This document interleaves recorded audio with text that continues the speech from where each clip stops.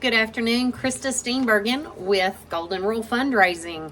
And I wanted to hop on here today and talk a little bit about this beautiful, magical dance that is Major Gift Fundraising. Now, mind you, before you make the ask and before it can be magical, you do a lot of work leading up to it, and you already know the prospect, you already know them, you may even be friends with them, and you have discussed all of these points.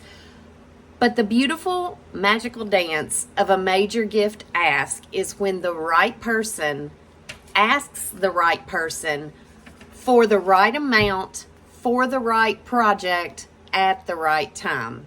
And that's a lot of pieces to put together for one project, but let me break it down for you. First of all, you have to have the right person asking. I used to say, I loved my job and felt like it was my calling, but I didn't come to that conclusion early on because I kept thinking, if I can do this, anybody can. It's just listening to people. It's just paying attention. But there were a couple of instances when I took some science faculty members with me.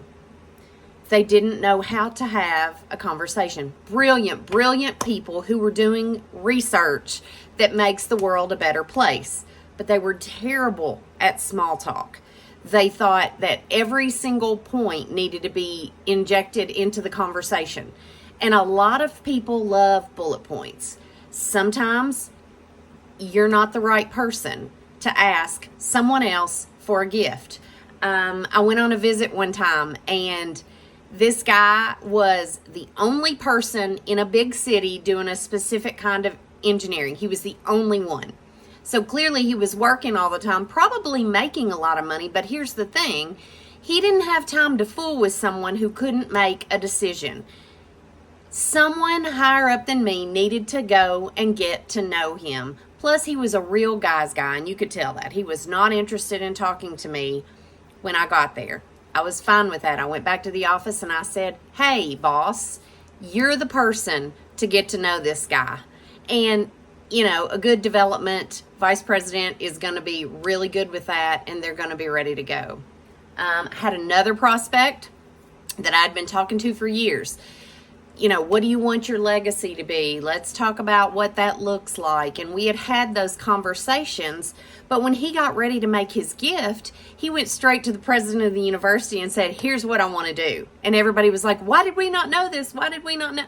We knew, but his assessment of the situation was that he needed to tell the president what his plans were. So you just have to pay attention. You have to listen. You have to hear who their friends are, who their peers are, all those kinds of things. And all through this process, you have to hear those things. So it's the right person asking the right person. So if you're asking the right person, you research them. And there are all kinds of screening tools. There are all kinds of internet tools for foundations, all these things. But a lot of nonprofits don't have the budget for those kinds of programs. So we now have access to all kinds of social media. We have access to Google. We have access to so much information. Now, proceed with caution with the information that you find, of course, but you have it at your fingertips. And dig in, do your homework. Make sure you're asking someone who is interested in your project. I had a faculty member he was part of a project with Harvard and Stanford, like 2 Ivy Leagues, to send a camera up into space. They had discovered dark matter. I know nothing about that stuff, but he did.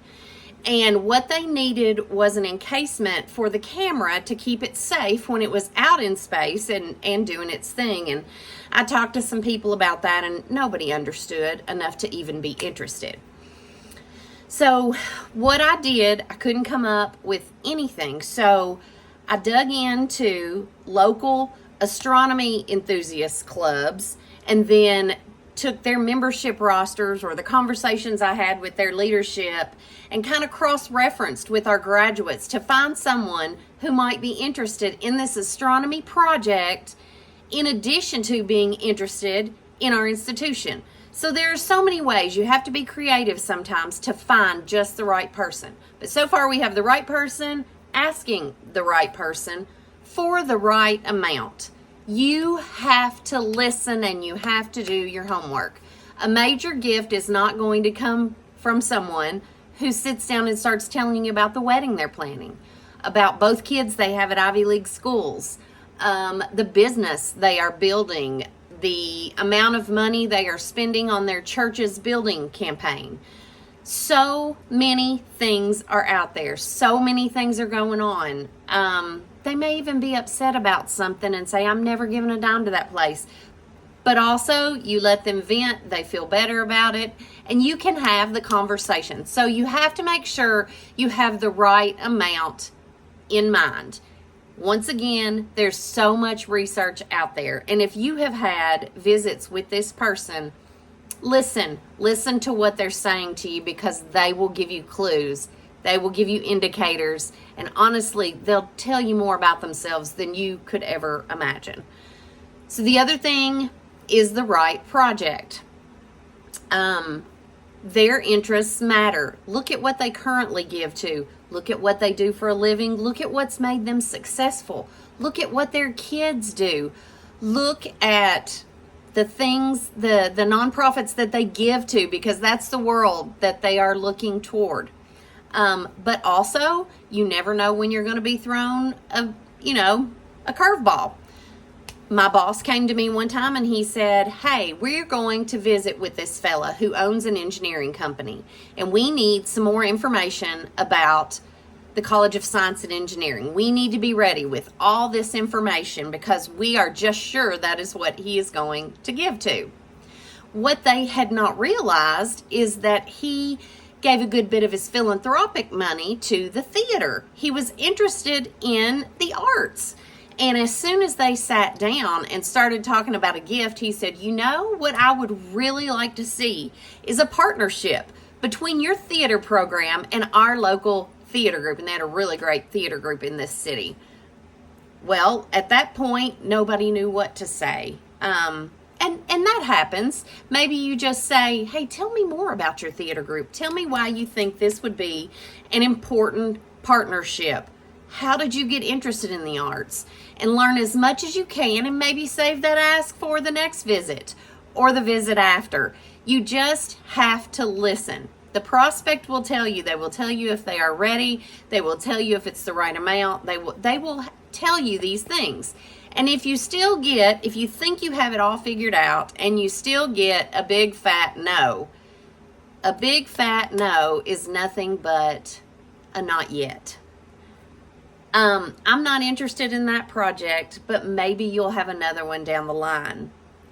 I like what you're saying, but they pay you to come see me. I want to hear from the dean of the college so that I can hear more about your efforts going into the future. So the right person has to ask the right person for the right amount at the right time for the right project. And trust me, when it happens, if you're paying attention to your cues and you get all this down and you do get a yes, it is the most beautiful, magical thing that will ever happen to you. So get out there, learn about people, get to know them, and start asking. And I look forward to hearing your stories.